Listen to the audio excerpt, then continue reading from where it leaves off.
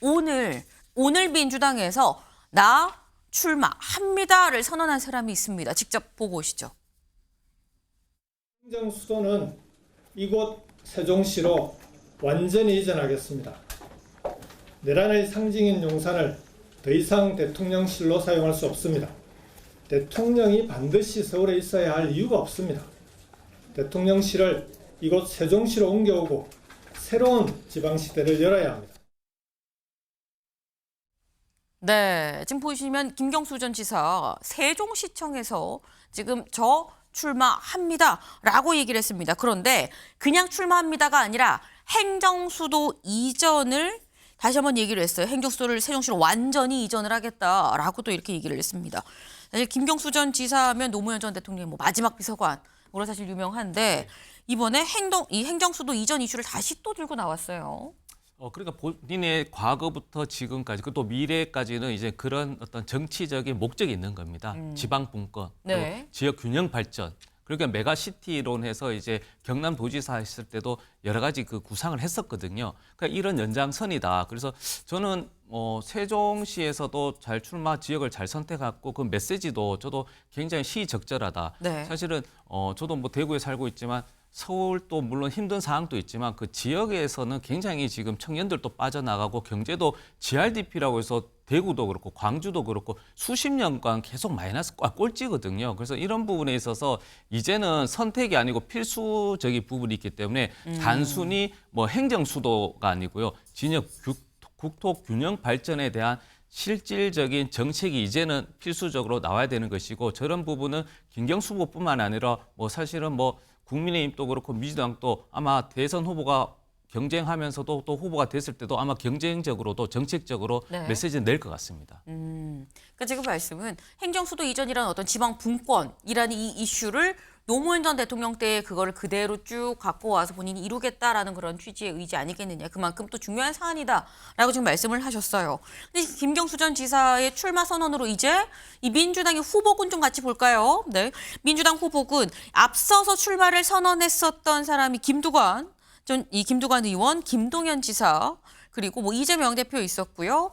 네, 그래서 김경수, 김동연, 김두관, 이재명 현재 출마하는 사람들 그리고 나는 나오지 않겠습니다를 얘기한 사람들이 김부겸, 김영록, 박용진, 전재수 의원 등이 있습니다. 지금 현재 4명이 출마를 한다라고 얘기를 했는데 이 4명 중에서 어제 사실 그제였나요? 그제 이 민주당 이 내부 경선 룰이 결정이 됐습니다. 그런데 이 결정된 룰을 가지고 상당히 좀 말들이 많은 게 원래 100% 국민 여론조사였었는데 왜 국민 50에 당원 50으로 당원 50이 왜 들어간 거냐라고 나는 반댈세 얘기하는 사람들이 있다라는 거죠. 아까 말씀드린 것처럼 후보 4명이었는데 이 후보 4명 중에서 지금 보시는 것처럼 김두관 전 의원 쪽은 아니 이건 어대면 경선 아니냐. 나 이거 이 참여에 무슨 의미 있는지 좀 생각을 좀 다시 해봐야 될 것 같아요라는 취지.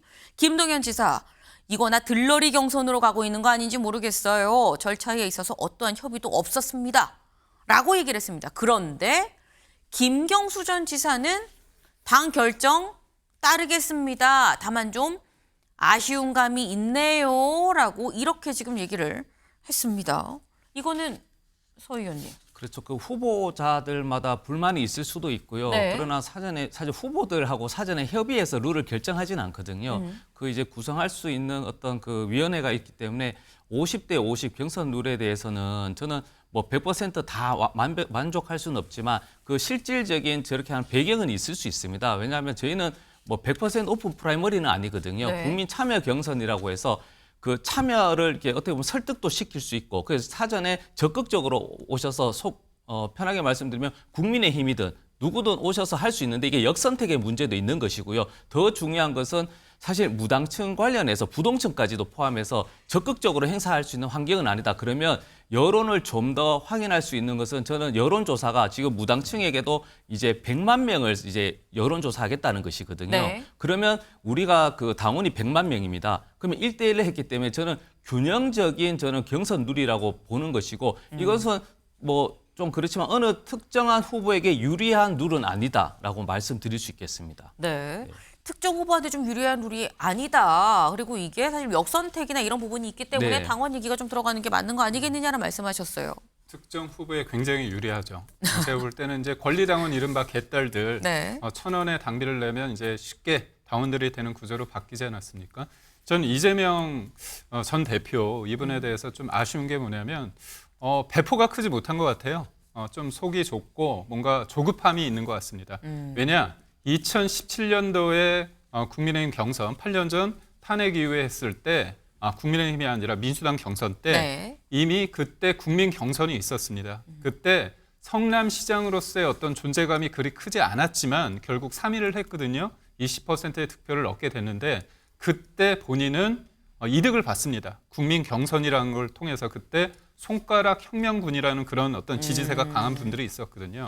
근데 본인은 그렇게 성장을 하고 네. 그 다른 사람들이 성장할 수 있는 기회의 사다리를 걷어차는 거 아니냐 그런 생각을 하고 또 하나는 뭐냐면 이재명 대표 입장에선 본인이 대통령이 될 가능성이 적다고 보는 것 같아요. 왜냐하면 대통령이 안 됐을 때 네. 지금의 2등이 만약에 2등이 김경수든 아니면 김동연이든 김두관이든 20에서 30%를 받잖아요. 네. 그럼 당이 깨집니다. 왜냐?